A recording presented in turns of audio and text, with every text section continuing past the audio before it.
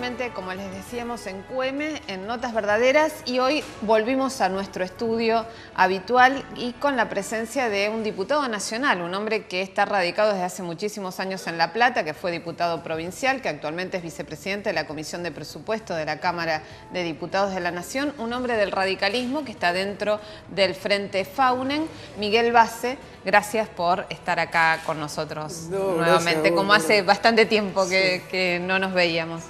Bueno, en un día en el que la Cámara de Diputados anoche funcionó hasta hoy a la madrugada, se puede decir. No funcionó, sesionó, perdón, hasta hoy a la madrugada con, bueno, la discusión en torno al presupuesto y la ley de hidrocarburos, que la oposición en líneas generales se opuso a ambas propuestas. Sí, ayer en realidad lo que tratamos en la Cámara de Diputados fue el hidrocarburos. Hidrocarburos, Senado, claro, perdón. Senado se sancionó, me quedé con la otra. Con la otra Cámara, claro.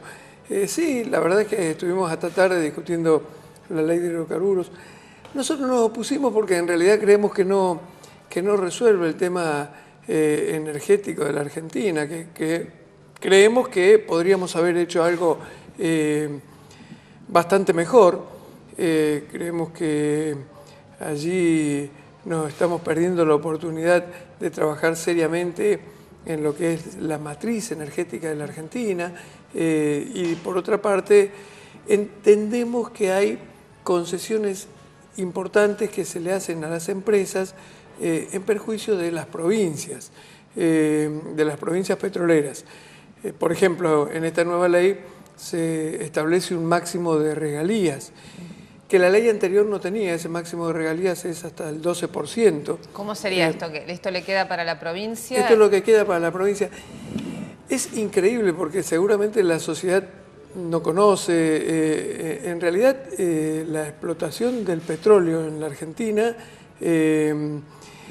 beneficia, bueno, por un lado a las empresas que extraen el petróleo y a las provincias que cobran una regalía por ese petróleo, que a partir de esta ley va a pasar a tener un máximo del 12%, pero el Estado Nacional no cobra nada por esto. El Estado Nacional lo único que cobra es el impuesto a las ganancias, de las ganancias que obtienen las empresas, pero no obtiene un porcentaje de la extracción del petróleo.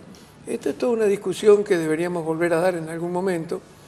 En la Constitución de 1994 se le entregó de alguna manera a las provincias y bueno, yo creo que, la verdad es que creo que el Estado Nacional debería participar de alguna manera, porque de lo contrario, las provincias que no tenemos explotación de petróleo, por caso la provincia de Buenos Aires y otras muchas provincias de la Argentina, estamos en una situación, estamos postergados desde este punto de vista. Y además esto, si el Estado Nacional tuviera alguna participación, bueno, permitiría, por ejemplo, la creación de un fondo anticíclico que se utiliza en muchos países del mundo, por ejemplo en Brasil, en Noruega, entre otros. Y esos fondos suelen ser administrados incluso cuando no es necesario la reserva para una situación de crisis. Bueno, los excedentes pueden ser utilizados, por ejemplo, para educación. Bueno, digamos que a mí me parece que esto es algo que tenemos que volver a discutir en la Argentina. Ahora, en el caso de la discusión en torno a esta nueva ley de hidrocarburos, hubo muchas idas y vueltas en un anteproyecto original que fue modificado varias veces y acordado con las provincias petroleras, excepto Neuquén, ¿no?, que votó ahí en forma diferente. Este rol más protagónico de parte del Estado Nacional a partir de la acción mayoritaria del Estado, a partir de la estatización mayoritaria de YPF, ¿no se modificó con esta nueva ley?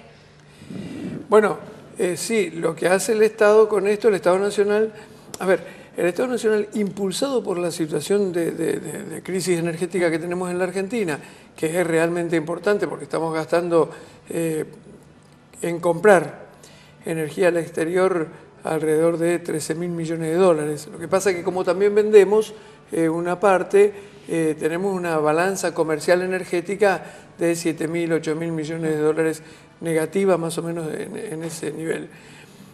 Ante esa situación, y que obviamente agrava el tema de las reservas y la situación económica del país, el Estado reaccionó en la búsqueda de mayores niveles de explotación, sobre todo porque como aparecieron, bueno, Vaca Muerta y estas reservas de hidrocarburos no convencional, bueno, el Estado quiso impulsar una mayor producción de energía, por eso es que impulsó esta nueva ley y buscó el acuerdo con los gobernadores para facilitar la inversión.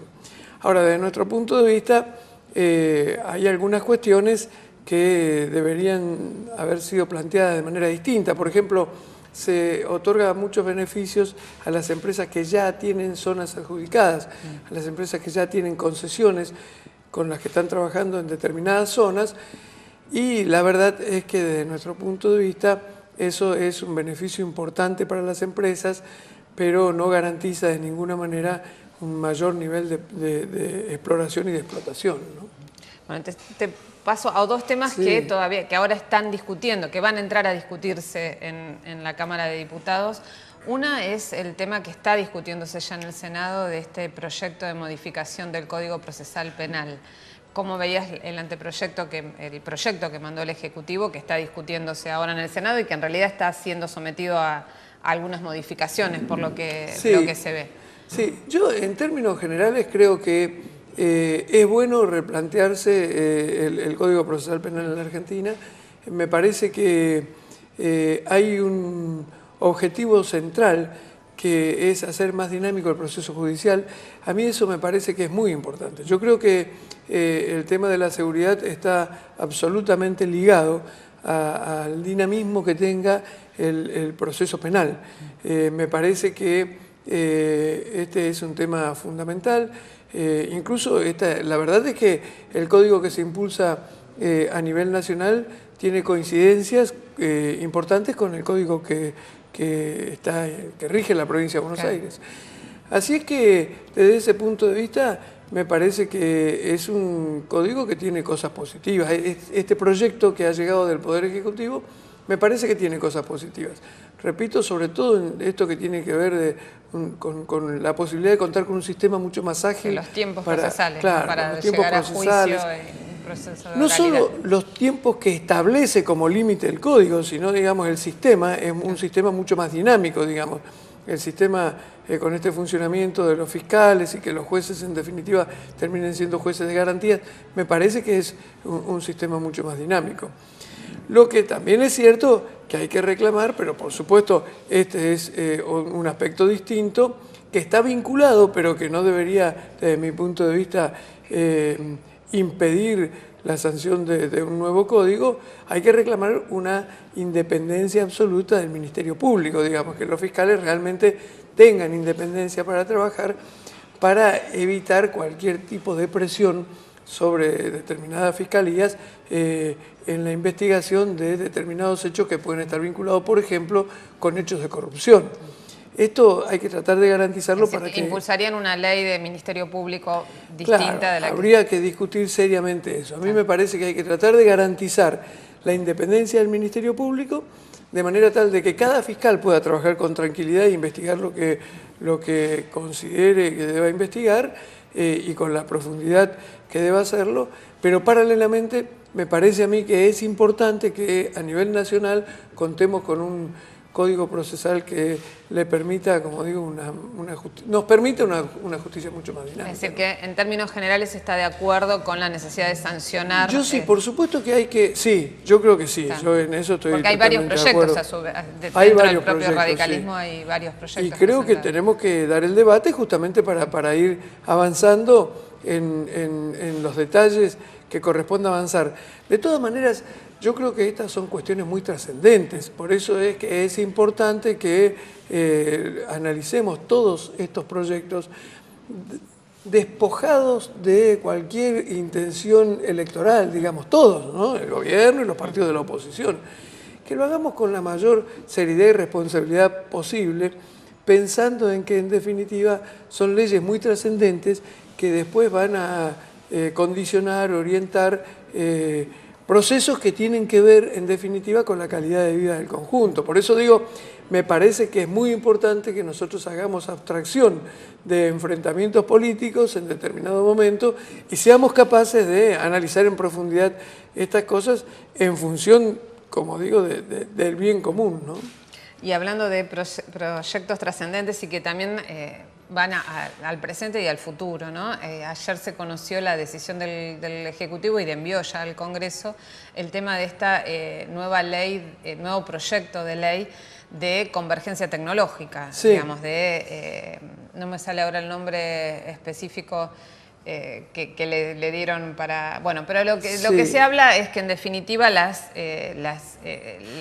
forma en la que uno acceda a todo el correo de datos hoy en día puede hacerse a través de un solo cable y después uno elegir a quién contratar.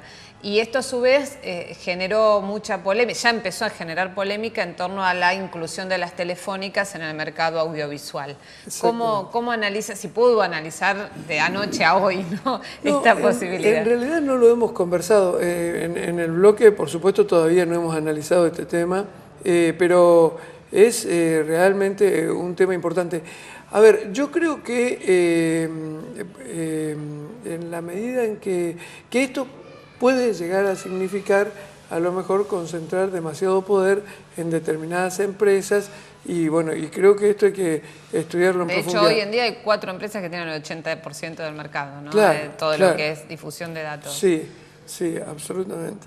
Pero bueno, a mí me parece sinceramente que cualquier tipo de concentración de poder en estas cuestiones, sobre todo vinculado con las cuestiones de la comunicación,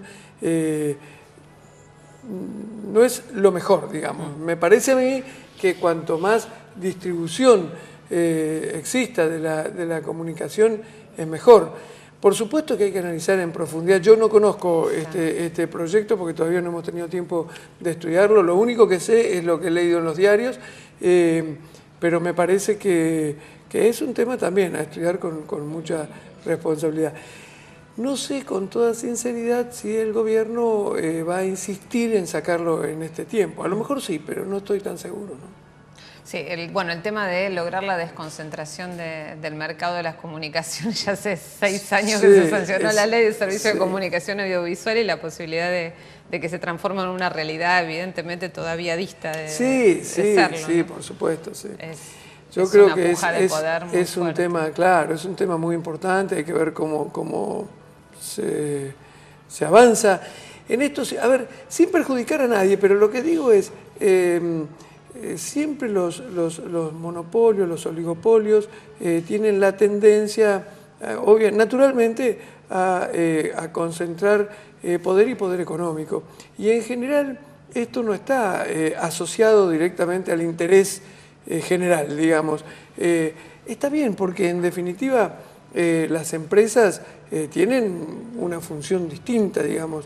Los que tenemos que pensar en eso somos precisamente los que tenemos responsabilidades, funciones políticas, ¿no? Entonces, sí, bueno. Lo terrible es eso, cuando uno ve a dirigentes políticos que terminan siendo subsumidos por un discurso corporativo de grandes empresas. Sí, efectivamente. Ahí es donde perdemos todos los ciudadanos, en definitiva, ¿no? Sí. Ahora, hablando de ciudadanos, ¿vos querés ser candidato a gobernador en la provincia de Buenos Aires? Sí, a ver, sí, quiero, la verdad es que quiero, me interesa muchísimo, es un desafío fenomenal. Esta es una provincia hermosa, una provincia importantísima por la cantidad de gente que vive en la provincia, por las dimensiones, por la producción, por la riqueza que genera esta provincia. Es una provincia que tiene importantes problemas a resolver, pero también tiene importantísimos resortes para resolver esos problemas. Por ejemplo, el presupuesto para el año 2015 es de 246.000 millones de pesos. Es un presupuesto realmente importante, con el que seguramente desde una planificación distinta, de una mejor gestión, digamos una gestión mejor diseñada, mejor programada y mejor ejecutada, seguramente se pueden obtener logros importantes. Por ejemplo, se puede avanzar en resolver las cuestiones de seguridad que agobian hoy a los habitantes de la provincia de Buenos Aires. La verdad es que para resolver los problemas de seguridad lo que tenemos que hacer es diseñar una policía distinta. También tenemos que